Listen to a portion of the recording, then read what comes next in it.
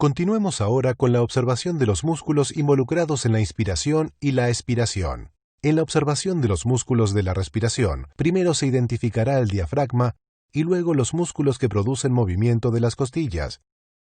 La mejor forma de entender el diafragma es visualizarlo desde abajo.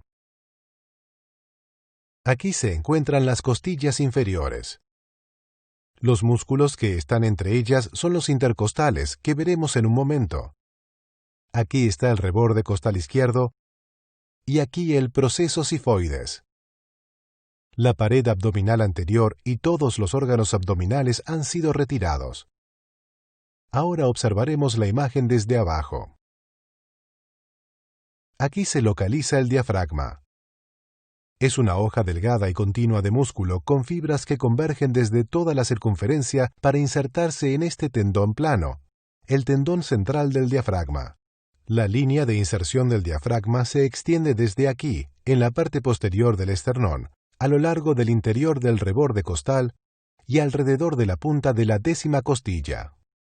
Cuando el diafragma se contrae, toda la hoja de músculo, junto con el tendón central, se mueve hacia abajo, expandiendo los pulmones y produciendo la inspiración. A medida que el diafragma se contrae, las estructuras por debajo del mismo, los contenidos de la parte superior de la cavidad abdominal, son empujados hacia abajo, lo que conlleva a este abombamiento de la pared abdominal ante una inspiración tranquila. Cuando estamos en reposo y respirando tranquilamente, la inspiración es producida casi completamente por el empuje inferior del diafragma, con poco o ningún movimiento de las costillas. En una expiración tranquila, el movimiento de retorno hacia arriba del diafragma es producido pasivamente por fuerzas elásticas, especialmente por contracción elástica de los mismos pulmones. Cuando respiramos vigorosamente, el diafragma es empujado activamente hacia arriba por la contracción de los músculos de la pared abdominal. Esto aumenta la presión en el abdomen, forzando hacia arriba los órganos superiores del abdomen y el diafragma. Observemos ahora los músculos principales que producen expiración, los intercostales internos y los músculos de la pared abdominal. Los intercostales internos yacen por debajo de los externos, los cuales se retiran.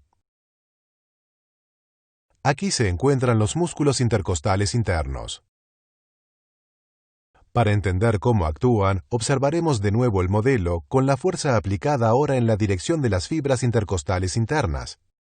A medida que se aplica la fuerza, las costillas se mueven hacia abajo. A medida que las costillas se mueven hacia abajo, sus extremos junto con el esternón se mueven hacia atrás. La acción de los intercostales internos mueve la pared anterior del tórax hacia abajo y hacia atrás.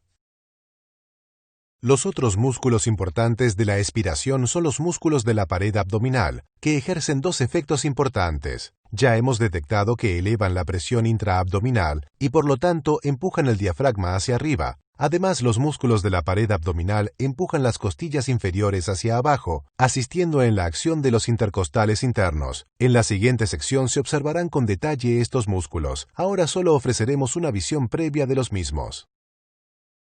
En cada lado de la línea media están los músculos rectos del abdomen, que se extienden desde la 5ª, 6ª y 7ª costillas hasta el pubis. La contribución más importante de los músculos abdominales con respecto a los movimientos de la respiración es su poderosa acción en la expiración forzada, como por ejemplo al toser y al estornudar. Una vez observados los tres músculos planos, revisaremos sus acciones. Cuando los tres músculos planos en ambos lados se contraen simultáneamente, como lo hacen normalmente, aumentan la presión en el interior de la cavidad abdominal. Cuando nuestra vía respiratoria está abierta, como se observó en la sección anterior, el aumento de la presión intraabdominal empuja el diafragma hacia arriba, lo que provoca que el aire salga de los pulmones. Cuando sostenemos nuestra inspiración cerrando la laringe, los músculos planos aportan la presión necesaria para expulsar el contenido tanto del recto como de la vejiga o el útero a través de sus respectivas aberturas. Ahora, al ser tan importante la respiración y ser esencial para que todas nuestras células tengan energía, pues por supuesto tenemos una serie de sistemas anatómicos que están diseñados específicamente con el fin de generar una respiración altamente eficiente. Además de todo este tejido respiratorio, pues por supuesto, como la respiración es un proceso mecánico, es decir, implica movimiento, vamos a tener músculos especializados, siendo el más conocido el diafragma, que es este que tenemos abajo, que es una bóveda. Cuando nosotros queremos respirar, ahorita lo vamos a ver, pero lo que sucede es que se aplana este diafragma, es decir, de esta posición que es como copa invertida o como cúpula, como techo, vamos a hacerlo hacia abajo. Esta es la contracción natural que tiene mi diafragma cuando yo lo estimulo con el nervio frénico, entonces se pone plano. Y al ponerse plano, por supuesto, como está pegado a la parte de abajo de los pulmones, los va a jalar y va a causar su expansión. Entonces, cuando yo aplasto el diafragma, esto genera que mis pulmones tengan una expansión importante que, por supuesto, hace una presión negativa y los llena de aire. Además del diafragma, este es el músculo principal que se genera de la inspiración, ahorita lo vamos a ver con más detalle, pero voy a tener algunos otros músculos accesorios. Por ejemplo, los músculos intercostales. Cuando yo quiero meter más aire todavía, yo puedo activar, además del diafragma, que va a expandir principalmente los pulmones, también puedo contraer estos músculos intercostales, generando también una expansión hacia este sitio. Entonces, cuando yo expando mis pulmones, estos generan una presión negativa, es decir, funciona básicamente como una aspiradora. Y entonces esta aspiradora transmite esta presión negativa por toda la vía aérea y lleva a que yo inspire, es decir, haga esto. Más adelante, cuando yo relajo estos músculos, los pulmones vuelven a contraerse simplemente por la elasticidad que poseen y entonces yo genero la expiración.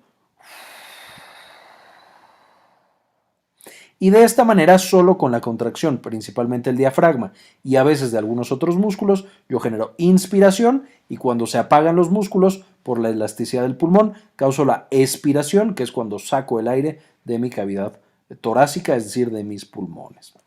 Ahora, ¿cómo es que nosotros generamos esta respiración?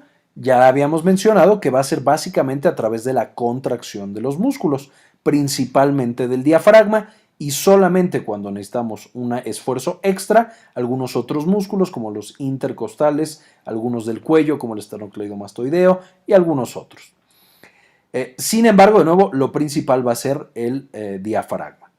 Y la manera en la que lo vamos a lograr es debido al cambio de presiones que nosotros tenemos. Básicamente lo que vamos a tener es que el pulmón va a estar pegado a un órgano que es la pleura y la pleura a su vez va a estar pegado al músculo.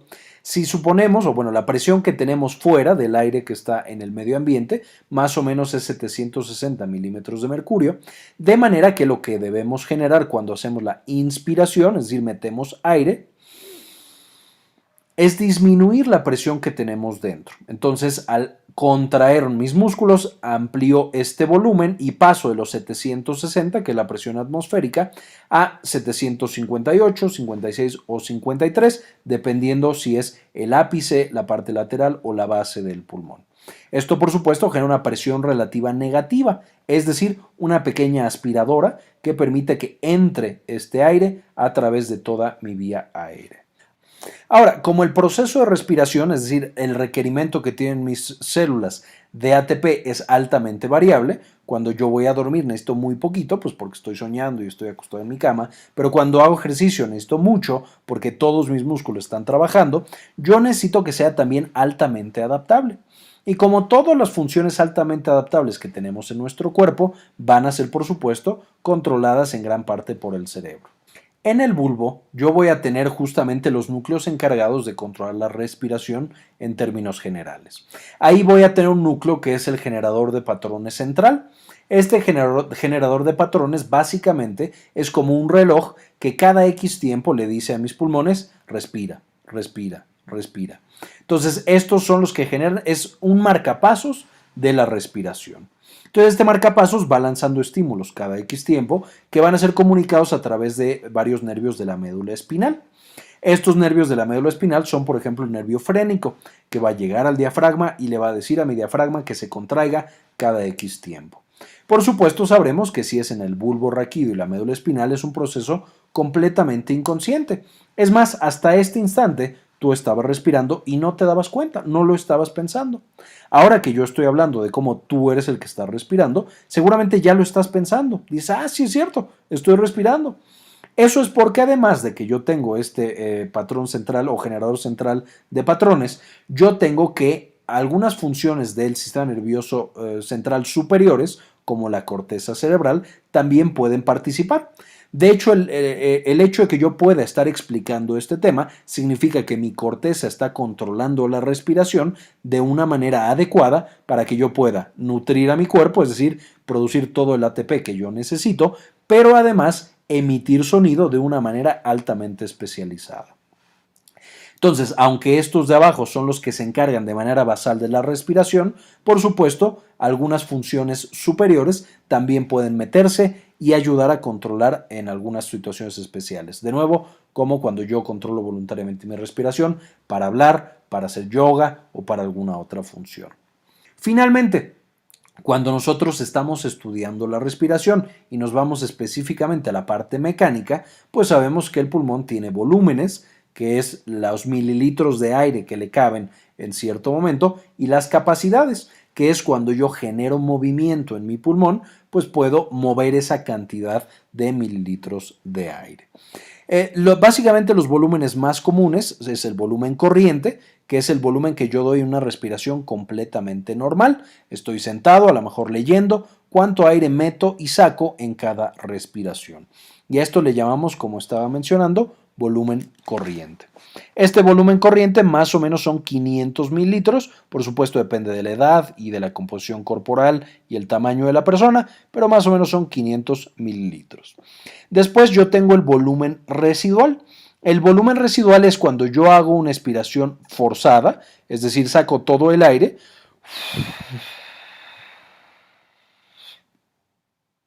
Ya no puede sacar más aire y quedó todavía un volumen en el pulmón, porque yo no puedo colapsar completamente los pulmones, no me lo permite la anatomía de mi pulmón, todavía queda algo adentro. Este volumen residual usualmente es después de la expiración máxima lo que queda y más o menos son 1500 mililitros. Además de este volumen residual, yo tengo un volumen de reserva inspiratorio, que es esto de acá. El volumen de reserva inspiratorio es, aparte de mi respiración normal, cuando estoy sentado leyendo un libro o viendo Netflix, si yo me esfuerzo, ¿qué tanto aire extra puedo meter en mi pulmón? Entonces yo doy la respiración normal y ahora trato de meter todo el aire posible. Y más o menos yo voy a tener 2500 mililitros extra que puedo meter para, por ejemplo, meterme a la alberca. Ese es el volumen de reserva inspiratorio. Finalmente yo tengo un volumen de reserva expiratorio y este va a constituir, después de una respiración normal, cuánto extra puedo sacar. Ese es el volumen de reserva expiratorio y son más o menos 1500 mililitros. De nuevo, yo doy una respiración normal y luego trato de sacar todo el aire de mi pulmón. Hasta que ya no puedo más. Podemos ver en esta gráfica que esta gráfica compara el eje vertical es el volumen y el eje horizontal es el tiempo. Entonces, si una persona normalmente está respirando en reposo, es decir, estás tú viendo este video tranquilo, no estás hablando o estás dormido, manejamos volúmenes solamente de 500 mililitros. Esto sería inspiración, expiración, inspiración, expiración. Y eso se llama el volumen corriente, que apenas es un 500 mililitros. O sea, solamente esto utilizamos cotidianamente. Pero si nosotros quisiéramos inspirar lo más que podamos, o sea, por ejemplo, queremos meternos bajo la piscina a bucear y tomamos todo el aire que podemos, ese es el volumen de reserva inspiratoria, que ya equivale a unos 3000 mililitros, o sea, es mucho más que el corriente y es el que permite tomar esa gran bocanada de aire para aguantar por más tiempo. Después, abajo de los 500 tenemos el volumen de reserva expiratoria, que sería lo contrario. Sería, después de que lo que normalmente exhalamos, ese poquito más que podríamos exhalar ya casi para quedarnos sin aire, que sería este de aquí, que es 1100 mililitros. Y finalmente el volumen residual, que es el que está acá, al cual no podemos acceder. Es un volumen que le da la forma a los pulmones, siempre está ahí. O sea, por más que queramos exhalarlo, botarlo, no podemos hacerlo. Y que la capacidad inspiratoria, que resulta de la suma del volumen corriente más volumen de reserva inspiratorio, o sea, 500 más 3000, 3.500. La otra es la capacidad residual funcional, que es la suma del volumen de reserva expiratorio más el volumen residual, que sería todo lo de abajo. Este de aquí y este de acá, que 1.100 más 1.200, 2.300, perdón. La otra y más importante es la capacidad vital, que es la capacidad que el pulmón tiene máxima de la persona viva, es decir, el volumen que nosotros podemos manejar voluntariamente, que sería las tres de arriba, la reserva inspiratoria, la corriente y la reserva expiratoria, que sumadas dan 4.600, que es todo lo que nosotros voluntariamente podemos mover de aire de nuestros pulmones.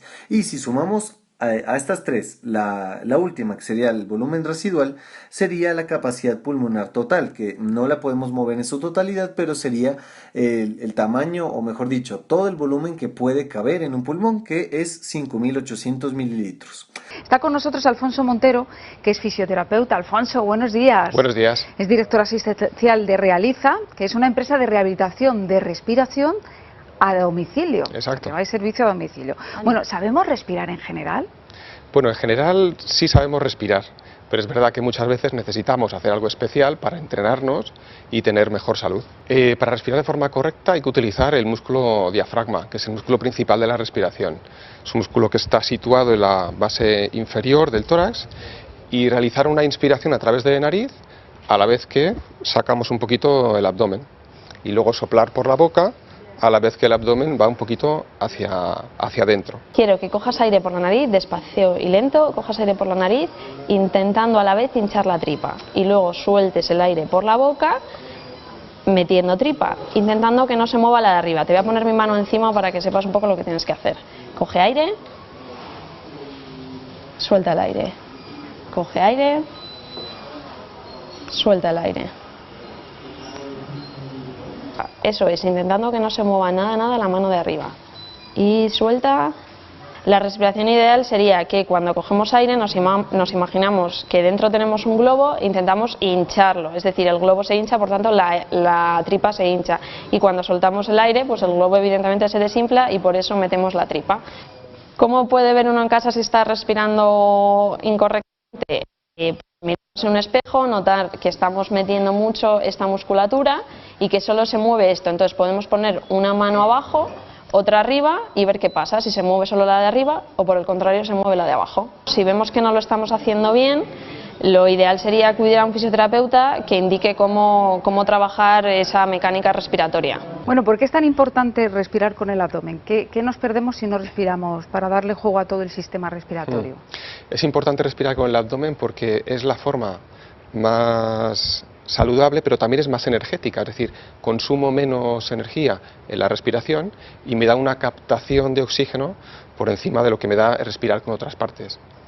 Digamos, es el músculo principal. Alfonso, imagínate estas profesiones que necesitan tener una buena capacidad pulmonar. Sí. Estoy hablando, por ejemplo, un locutor de radio que no puede estar cada frase cogiendo aire, o sea, que necesita mantener la frase, un conferenciante o un tenor que necesita ese do sostenido, mantenerlo en... ¿Hay algún ejercicio para aumentar esa capacidad pulmonar que se puede hacer? Por supuesto. Lo primero es utilizar una buena técnica. Es decir, muchas veces nos ponemos a hablar sin coger aire antes y esto nos perjudica un poco la locución. Habría que hacer una inspiración previa, después hacer una pequeña parada, un instante, y después intentar mantener el diafragma más bien fijo e intentar hacer una salida del aire de forma continuada para permanecer una frase que fuera larga y contundente. Pues vamos a medir en este caso no el volumen, sino la fuerza inspiratoria, la fuerza de los músculos inspiratorios. ¿Y qué tengo que hacer? Pues muy parecido a lo que hizo la compañera. Soplar primero fuera, por completo.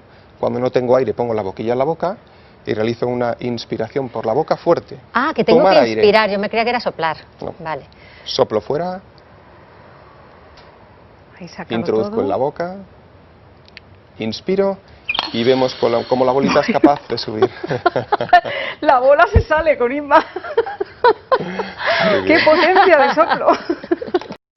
En este artículo podemos leer lo siguiente. Es un músculo largo de forma de domo que se contrae de manera rítmica y continua y la mayoría del tiempo de manera involuntaria. Cuando dice la mayoría del tiempo, deja entender que hay un momento en que puede ser de manera voluntaria.